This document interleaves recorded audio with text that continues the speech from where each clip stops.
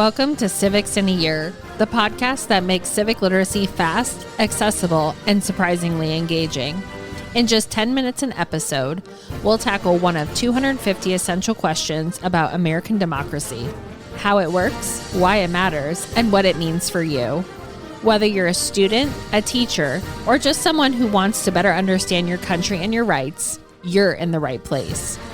Civics in a Year is powered by the Civic Literacy Curriculum from the Center for American Civics and is produced in partnership with the School of Civic and Economic Thought and Leadership at Arizona State University.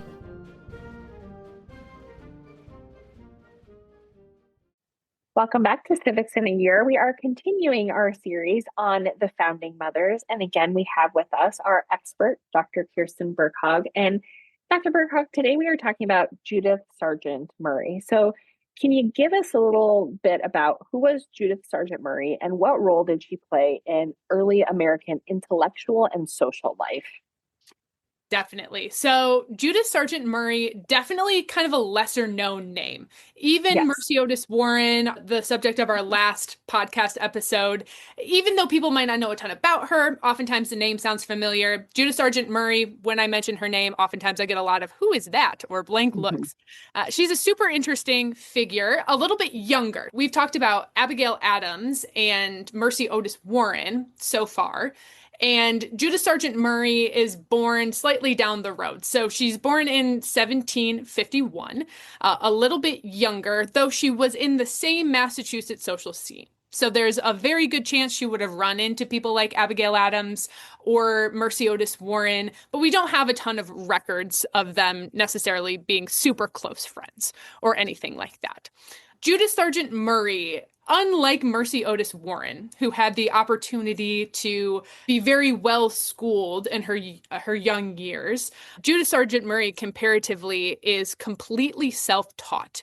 She's the oldest of a relatively prominent family in Boston, and she's a younger brother who receives the education in the family, of course, because that was how things were done in those sorts of days. And in her personal writings, Murray never really gets over this. She's always quite a bit cranky that her brother got to have this education when truly she was the person who desired to be a person of letters in her family and did all of the writing, and her brother kind of squandered his education and all of these sorts of things. So she was always someone who desired to be well-read, but was very much, in the end, an autodidact. She taught herself a lot of these things beyond the sort of basic education that women were given at the time. So, like I said, really prominent family, very involved in the establishment of the Universalist Church in America.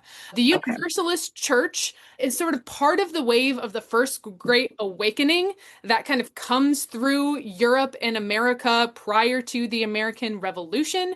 And Universalists, theologically, their big idea is that all humans in the afterlife are part of the same singular entity.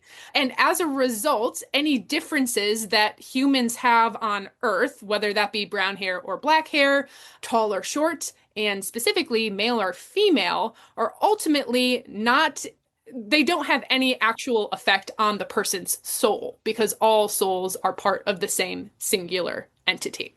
So that's the theology. The Murray family and the Sargent families both are involved in planting the Universalist Church in Boston. And in fact, Murray is largely considered the first lady of the Universalist Church. Her marriage to John Murray ends up lasting a good deal of her life, is a sort of pivotal moment in establishing this part of her thinking. So this is the root of what ends up being Murray's argument for political sexual equality in the United States. She begins writing about the equality of men and women and the need for men and women to be politically equal in 1790, which is 2 years before Mary Wollstonecraft publishes Vindication of the Rights of Women. So we have an American proto-feminist before the very, very first proto-feminist, and somehow we tend to forget about her. And her argument is just simply that men and women have equal moral capacities. And current laws in her day that treated men and women different politically were not respectful of that equality. So she writes 2 essays on sexual equality, and her most famous, which is called On Equality of the Sexes, is published in 1790. So that's a little bit about Murray and how she's influencing the intellectual and social scene in her day. Would love to know other questions that you have. Yeah. Yeah. So did she draw on or push back any of the male thinkers of her time? Because I know that we in the last episode talked about John Locke. Like, was there any kind of drawing on those thinkers, or again pushing back? Because it doesn't sound like she would just draw on them and be fine. It feels like as a feminist in this time, there's going to be a lot of pushing back.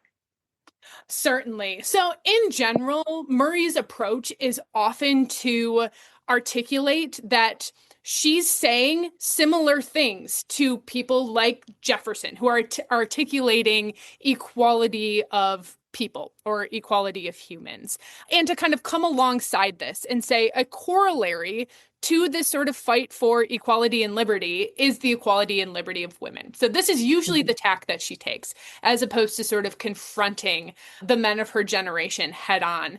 In fact, she writes a couple of really long sets of essays, and she dedicates them to John Adams, in part because she wants to affiliate herself with the founders. This is her approach. She doesn't want to fight them. She wants to say that she's doing the same sorts of things that they are. Now, this is not to say that she doesn't run into challenges and struggles with some men in her day. In fact, there are a couple of literary kingmakers of the time, people who owned established presses and newspapers, who are actively kind of trying to box her out of the publishing industry. On the one hand, because she's extremely pushy and believes that like she has something to say and wants to say it and is going to find whatever outlets she can find to have, her voice heard. And on the other hand, because they really don't like her ideas, right? So it's sort of a twofer where, by merit of putting forth great effort to get her ideas out there, she makes herself some enemies. And also by having ideas that some really disapprove of, the same thing happens. In what ways would her arguments about women's intellectual equality still be relevant today? Because I think one of the things we try to do is say, here are the people, that helped with the founding. And, when I was in the classroom, kids would always say, why does that matter today? Like, who cares? Who cares about Judith Sargent Murray? What is the relevance of those arguments today?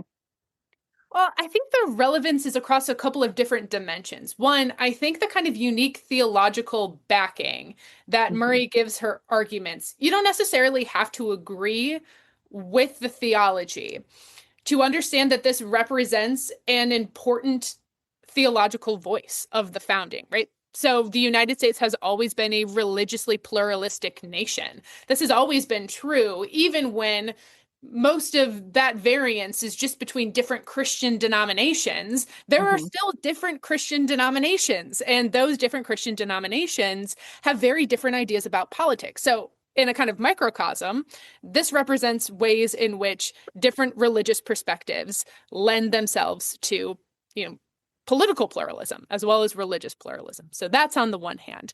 On the other hand, I don't think you have to be a universalist to see the argument. And in fact, On the Equality of the Sexes, she's not making a theological argument. She's just simply saying, we have evidence that women can be educated and that women are moral and that women are smart. And, is it simply a sort of construction of our society that they're not offered a role in politics? One of the things that she also wants to talk about a lot is how, the desire for political equality does not equate for most women who desire it to a dismissal of the role of the home or the homemaker. That women still want to be engaged with their children and their families, but also they want an outlet for their intellectual and political ideas. And that these two things need not be, an either or, that they can exist simultaneously. Okay, so the question I'm going to ask. I want to know more about Judith Sargent Murray, because she sounds like my kind of gal. I love that she's just kind of pushy and not going away. where can I learn more about her? Because again, she just sounds amazing. She is so cool. So I would recommend, if you want to read a primary source on Judith Sargent Murray, her essay on the equality of the sexes is publicly available online. It's a relatively short read, a relatively clear read, I think. I think she's a quite succinct, concise writer. And also, there's not a ton of biographies on her, but there is one really good one by Sheila Skemp called The First Lady of Letters. And this is a terrific biography. I've read it several times. Would recommend it to anyone who wants to know about she herself. I love that. Dr. Burkhaugto, again, thank you so much. And I look forward to more on our series of Founding Mothers. Awesome. Thank you. Thanks for joining us on another episode of Civics in a Year. If you enjoyed this episode, be sure to subscribe and share it with someone who cares about a constitutional republic as much as you do. For more episodes, resources, and updates, follow us on social media or visit us at civics.asu.edu. Make sure to check out the show notes for any relevant links. Special thanks to the United States Marine Band for their performance of the Stars and Stripes Forever.